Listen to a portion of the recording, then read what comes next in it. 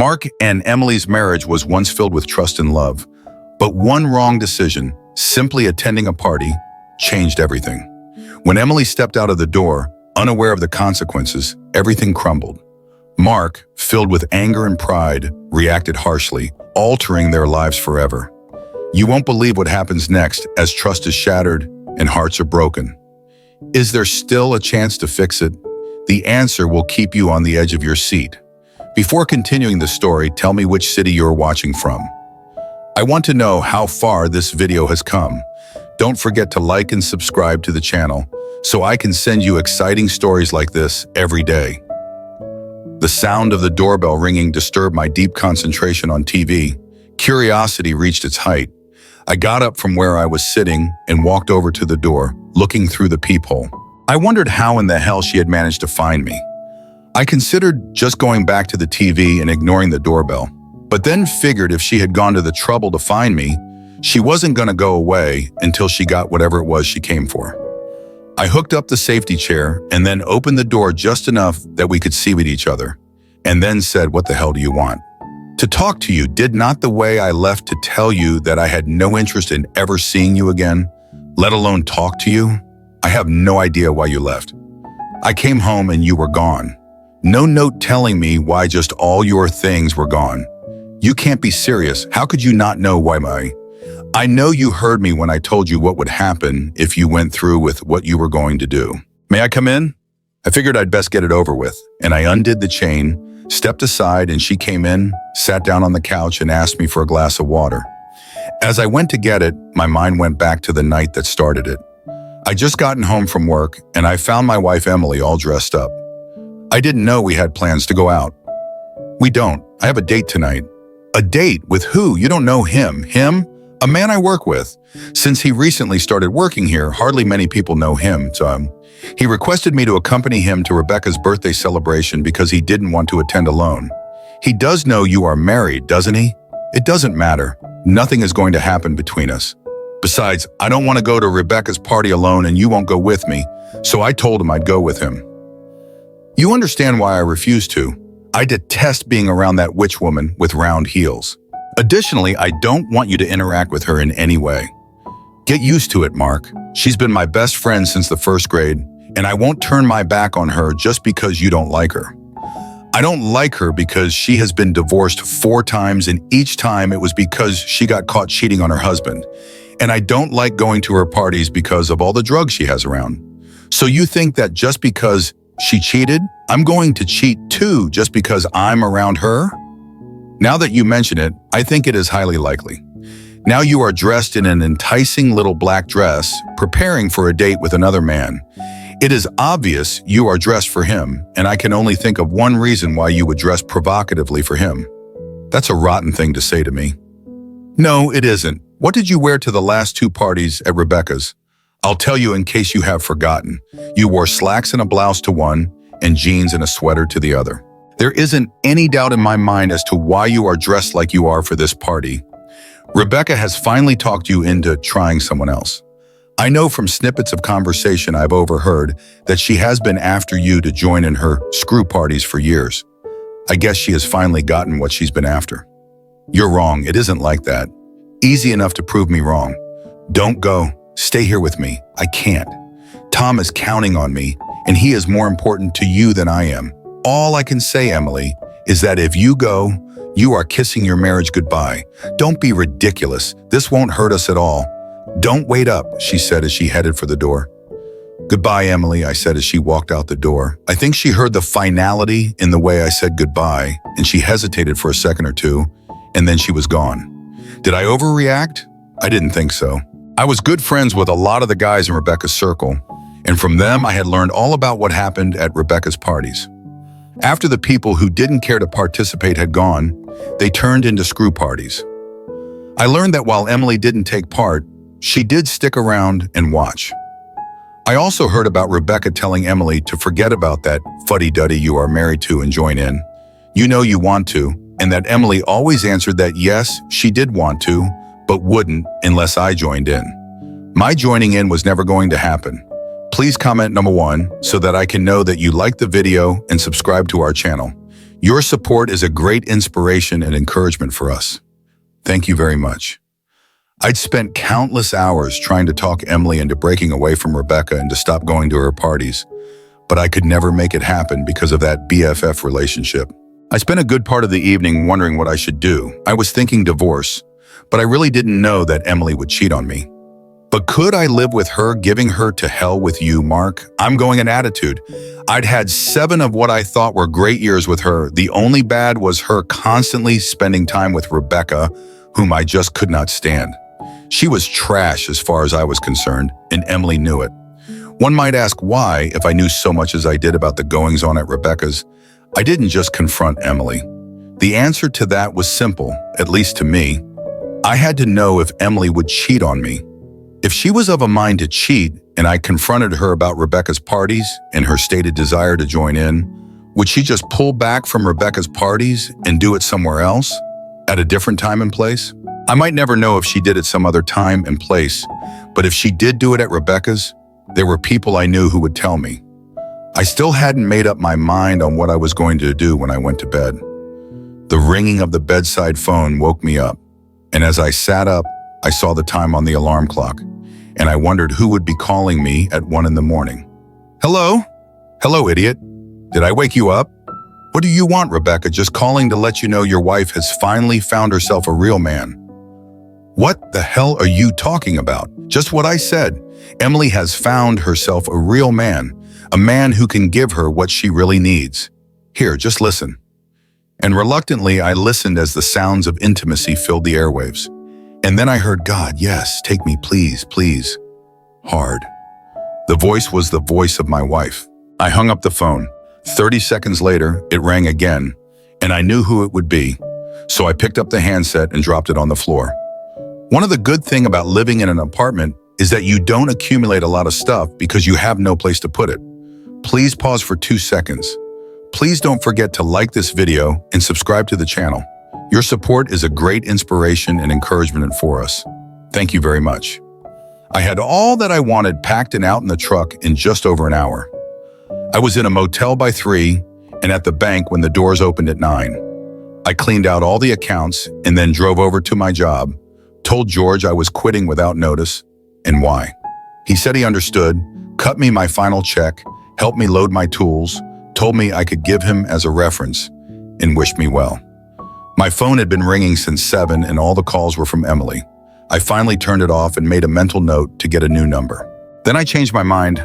I didn't know if Emily could get the new number out of our cell phone provider or not.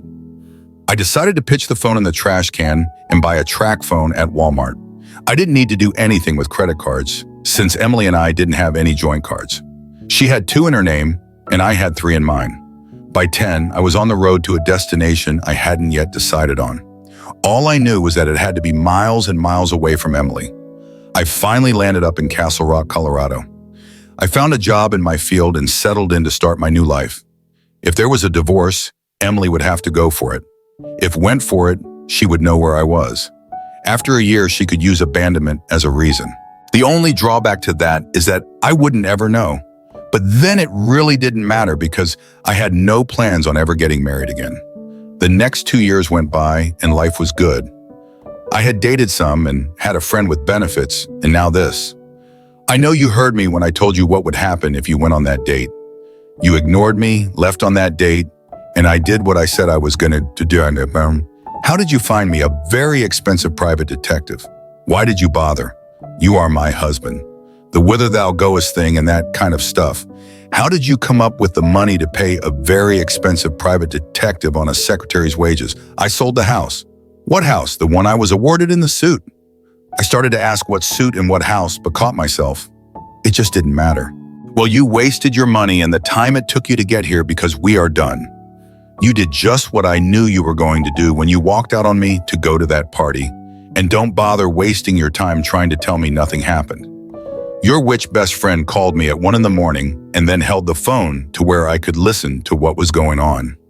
Your God, yes, take me, please, please, hard came through loud and clear and said it all. She was successful.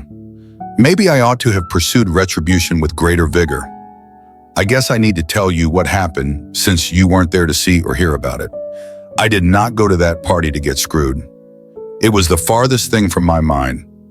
I guess maybe I did overdress for the party, but Rebecca asked me to. For some reason, she didn't like Eric, or so she said, but she couldn't tell him not to come to the party because it was an open invitation to everyone in the office. She asked me to dress revealing and let him think he was going to get lucky. I like dressing up, and so I did. Eric did take one look at me and think he was going to hit the jackpot that night. He stuck to me like he was glued to me, almost like he was afraid that if he wasn't near someone else, might get me. It was a fun party, and even though Eric hovered by, I guess the other guys thought I looked hot that night, and I did dance with several guys. Just as the party was breaking up, I started feeling dizzy and lightheaded. Rebecca told me she thought I'd had too much to drink that night, and she had me lie down in one of her spare bedrooms. I don't know how or when it started, but I slowly became aware that I was being made love to. I thought I was home in bed with you until I heard someone say, "Hurry it up, will you? I'm next." I looked around and saw Rebecca along with Eric and Chris. I saw several other guys standing around without clothes. One of them, apparently the guy was supposed to be next. You know me, Mark. You know how I get when we make love. I lose it. I become a mere vessel of pleasure. I don't know how many did me before I passed out. I woke up the next morning next to William. He was leaning on an elbow looking at me. I saw the look on his face and asked, "What? Just never thought you would cheat on Mark. Glad that you did, though. Hope to see more of you." I promptly slapped him across the cheek, got dressed, and headed to the hospital. I told them that I thought I had been given a date drug. They did the testing and found traces of Rohypnol and ecstasy in my blood, and then they called the cops. While waiting for the police, I tried calling you, but got no answer. I found out why I couldn't reach you when I got home and found you gone. When the police talked to me, I told them what I knew and what little I remembered. The first one they talked to was William, and he told them he had no idea I was drugged. And he thought nothing of taking me because that is what always happened at Rebecca's parties. And I knew it and had even stood around and watched. He said he figured that I had finally decided to give it a try. He gave them the names of all the men he knew of who had done me that night. The police thought that Eric had to be part of what happened to me that night. And when they leaned on him, he rolled over and told them it was all Rebecca's doing. She just knew that I really wanted to join in, so she decided to give me a push. She figured that once the drug wore off, I'd still be into it, and I'd love it and want to do it again. She was right about that. I did love it, but where she ducked up was she didn't pay any attention to the fact that I told her over and over again that I would not join in without you. You had to be on board with it or I wouldn't do it. Once I was done with the hospital and the police, a policeman drove me home, and I found out why I never got an answer when I tried calling you. I broke down and cried for 2 days. And then I got an attorney and sued everyone who had been at that party and who had done me. Most of the suits were thrown out because they all said the same thing William had said. But the suits against Rebecca and Eric were valid because the two of them had conspired against me. I won my suits, but Rebecca had nothing but her house, so I was asked if I would settle for it. She still owed $30,000 on it, but with what I got from Eric, I was able to pay it off and then I sold it. Once I had the money from the sale of the house, I hired the private detective and here I am. And you wasted your money on the PI and the time it took you to get here for what? To get us back together. I love you and belong with you. You would have been smart to have spent your money on an attorney to get you a divorce. You could have used abandonment as grounds. I don't want a divorce, Mark. What you want or don't want doesn't matter to me anymore, Emily. I didn't do it willingly, Mark. I was drugged. But you did willingly walk out the door. Even though I told you if you walked out that door, you were kissing your marriage goodbye. Well, you ignored what I said and walked out that door. Again. The way I left should have told you that you would be wasting your time and money to get here. I have to be here if I'm going to put us back together. You aren't paying any more attention to what I'm saying now than you did on the evening you walked out on me. Pay attention, Emily. I don't want you. You can't put us back together because I do not. Emphasis on the do not. Want to get back together with a woman who could do what you did. Damn it, Mark. Can't you understand that I did not do it of my free will? I was drugged. You are the one not understanding things, Emily. It isn't what happened at Rebecca's. Although I did expect it to happen, and I warned you it was likely to happen, It is what you did before you walked out the door to go to Rebecca's. It was the total disrespect for me you showed before leaving for your date. Don't be ridiculous, Mark. This won't hurt us at all, as you walked out that door to go on a date with another man killed any us that could have been. Now please leave. I need to get ready for dinner. I'm hungry. I'll eat with you and we can talk. I'm going to convince you that you are wrong when you say we can't put things back together. Her words hadn't even faded before the front door opened and an extremely good-looking blonde walked in calling out, "I'm home, babe. What's for dinner?" Then she saw Emily and asked, "Who is this?" "This is Emily. You've heard me speak of her a time or two. Emily, this Nicole." Nicole surprised Emily when she walked over to her, bent down, gave her a hug and said, "Thank you for sending Mark to me." And then she turned to me and asked what was for dinner. "I thought we would go out. I made reservations at Angelo's. I'll go change." "Nice meeting you, Emily. Maybe we can get together sometime and compare notes." And then she headed for the bedroom. "You need to be leaving now, Emily. I have to change for dinner. Does she know you are still married?" "She does. You need to let her know I'm going to fight for you, Mark." "Get real, Emily. For you to fight for me, you would need to spend time with me, and that just isn't going to happen. Get a divorce and find yourself another man. And when you do find him, don't pull the shit on him that you pulled on me." There were tears sliding down her cheeks when she said, "Damn it, Mark. Why can't you understand that I did not cheat on you? I was drugged. So what? You had to be there in order to be drugged. And that is the point. I told you not to go. I told you when you opened the door to leave that if you left, you were kissing your marriage goodbye. You ignored me. You left. Marriage over. Simple as that. Now please leave. I have a dinner date to get ready for. I'm not going to divorce you, Mark, and you need to let your girlfriend know that. She is never going to be able to marry you. She can't marry me. She's already married and in the same boat I'm in.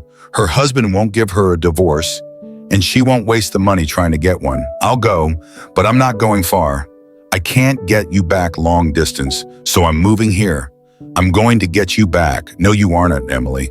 I've already said this several times, and you need to get it through your head that I mean it. I do not want you. Now go." She was crying, but she left. Bev came into the room and she looked radiant. "Why aren't you ready? Decide not to go?"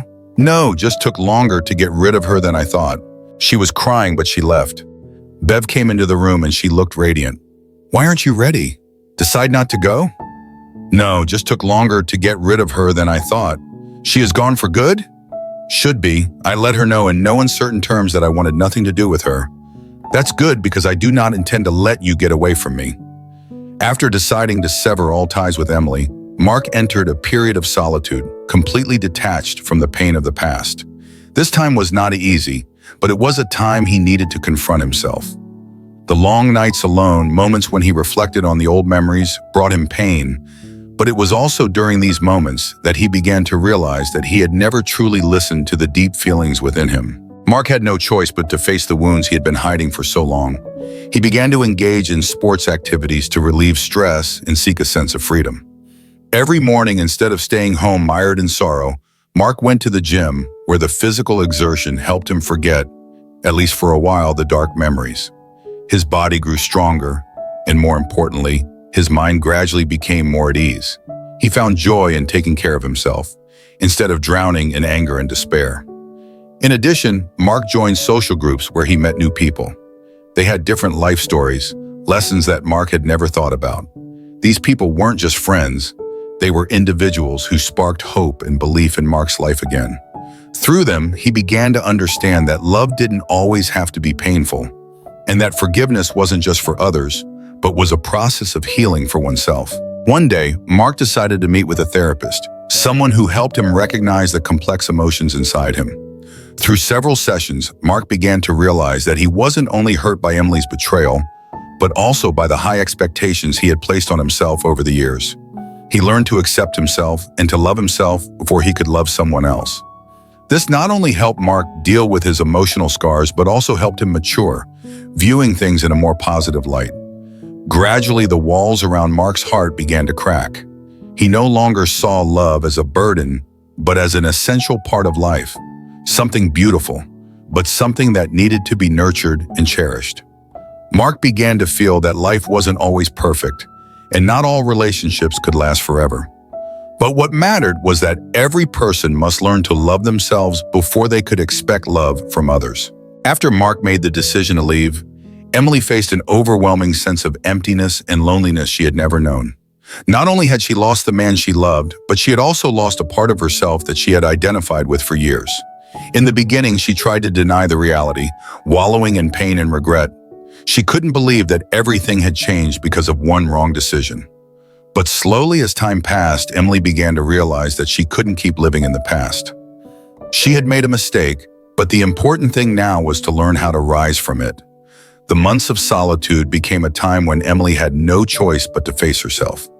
She began reflecting on her choices, the times she had ignored Mark's needs, the moments she had prioritized outside relationships over the essential values within her marriage. Emily came to understand that, throughout the years, she had been living for others, trying to meet the expectations of those around her, forgetting herself in the process.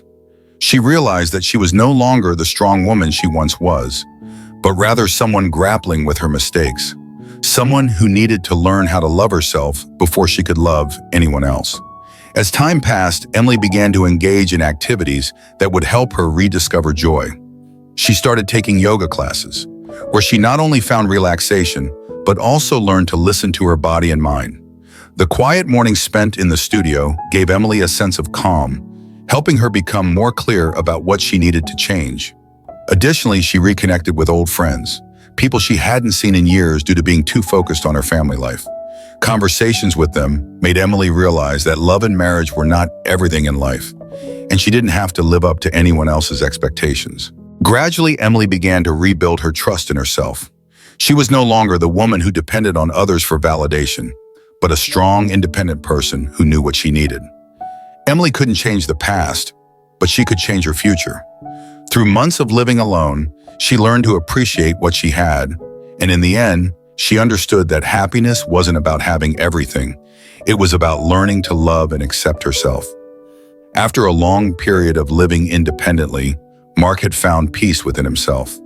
The months spent alone, reflecting on the past and contemplating life, had helped him grow. He no longer lived in anger or regret. Mark had learned to love himself and appreciate what he had. However, even though he had found freedom and comfort in his new life, memories of Emily still occasionally resurfaced in his mind. He no longer harbored hatred for her, but that didn't mean he wanted to go back to the past. One morning, while attending a professional conference, Mark never imagined that an unexpected event would occur. Among the crowd, he spotted Emily. She stood there, changed so much from before, her eyes no longer filled with sadness like they once were. Emily now appeared confident, stronger, and her appearance reflected the growth she had experienced over the time they had been apart. Mark stared at her, unable to believe his eyes. His feelings toward her were no longer filled with anger or resentment, but a strange sense of calm, as if the wounds in his heart had finally healed. After a long period of separation, a chance encounter brought Mark and Emily face to face. There were no greetings, no rushing to embrace each other, just their eyes meeting, filled with emotions and unspoken words, as if both were searching for answers in that very moment. Mark stood there, a little taken aback, perhaps with a touch of regret. Emily, the woman he had once loved, now seemed like a completely different person. Yet at the same time, she was no stranger. The silence stretched on, as if time itself had paused, giving them a moment to feel the beat of their hearts, to experience the emotions that words could not express. Emily, with a newfound determination, slowly moved toward Mark, her eyes shining, as if she wanted to say something important. She knew that, although everything had changed, there was still something unresolved, something left unsaid between them. "Mark, I've learned so much from my mistakes. Do you want to hear it?" Emily spoke, her lips trembling slightly, but the words held a long story that could not be conveyed in just a sentence. Mark gazed into her eyes but remained silent. He could feel the sincerity and pain in Emily's words. He didn't know whether he could forgive her or if they could ever start anew. But what he understood was that even though their story might be over, the feelings and memories of Emily would forever remain in his heart. The screen faded, leaving behind an open question about love and betrayal, about what can be healed and what cannot. Will Mark and Emily's story continue, or will it remain in the past forever? Can love triumph over betrayal? The answer remains unanswered, and the audience is left to wonder about the future of these two people. Once lovers, but also once the cause of each other's pain. After the chance encounter between Mark and Emily, both were faced with an undeniable truth. Their past could not be changed, but the future could still be rewritten. Both Mark and Emily had to confront a big question. Could they forgive each other and forgive themselves? Forgiveness is not just about accepting someone else's mistakes. It's also a process of letting go of past pain in order to live a life that is lighter and more peaceful. Mark, although he had slowly found peace in his life, couldn't escape the conflicting emotions within him. He wondered if he could open his heart and give Emily another chance. He had endured so much pain, the scars that Emily had unintentionally left behind. But after everything, Mark realized that forgiveness wasn't about going back to the past, but about setting himself free. He understood that if he couldn't forgive Emily, he would forever be trapped in that pain. Emily, too, had a hard time facing her own mistakes. She had walked a long path seeking forgiveness, not from Mark, but from herself. Emily knew that she couldn't change what had happened, but she could change the way she viewed herself and the decisions she made moving forward. Forgiving herself wasn't easy, but it was an important step in order for her to move on. Forgiveness doesn't always mean going back or starting over. Sometimes forgiveness is the first step toward freeing the heart from anger and sadness. For Mark and Emily, learning to forgive was a long and difficult process, but it was also a journey of growth. They had to face the pain, reassess their wrong decisions, and decide that they deserved a better life. And when they were finally able to forgive each other and themselves, they were no longer the people of the past. Their story wasn't one of an ending, but one that opened a new chapter where they could rediscover their faith in love and hope for the future. The story of Mark and Emily is not just a battle of trust and betrayal, but also a profound lesson about cherishing and protecting relationships in marriage. In life, it's easy to overlook warning signs, the subtle reminders from our partners, only to face consequences that are beyond our control. Emily made a serious mistake by choosing to disregard what Mark desired, and no matter her reasons or justifications, betrayal is something that can never be forgiven once trust is broken. From this story, we learn that a marriage must be built on a foundation of mutual respect, honesty, and commitment. Don't let fleeting moments of weakness or poor decisions destroy what we have worked so hard to build. Sometimes when one door closes, it doesn't lead to a new opportunity. It marks the end of a chapter in our lives that we need to face with reality. Marriage is not just a relationship between two people. It is a lifelong commitment where both partners must work every day to sustain, nurture, and build trust with each other. If one partner chooses to disregard important matters, to ignore the feelings and desires of the other, then it's inevitable that the relationship will collapse. And once everything has fallen apart, it becomes very difficult to rebuild what has been lost. Life doesn't always go the way we want, but what matters is that we must learn to face our own mistakes and the decisions we've made. Every time a door closes, it's another time we have to become stronger to move forward. And sometimes we need to let go of what no longer belongs to us in order to keep moving. In the story of Mark and Emily, we see that love, betrayal, and forgiveness are the essential factors that make a relationship. But once trust is broken, everything will never be the same again. To protect our marriages, each of us must understand that nothing is more valuable than love and respect. Marriage is a choice and a commitment, not just through words, but also through actions. Every step we take in life must be carefully considered, because poor decisions can lead to irreversible consequences. And when everything changes, we must accept that some things cannot be undone, no matter how hard we try. If this story has left you reflecting on life's deeper lessons, don't forget to hit the subscribe and like buttons so you won't miss our upcoming videos. Join us as we continue to explore fascinating stories, valuable life lessons about love, relationships, and much more. Share this video with your friends so we can all learn from others' mistakes and gain wisdom for ourselves. Thank you for watching, and we look forward to seeing you in the next video.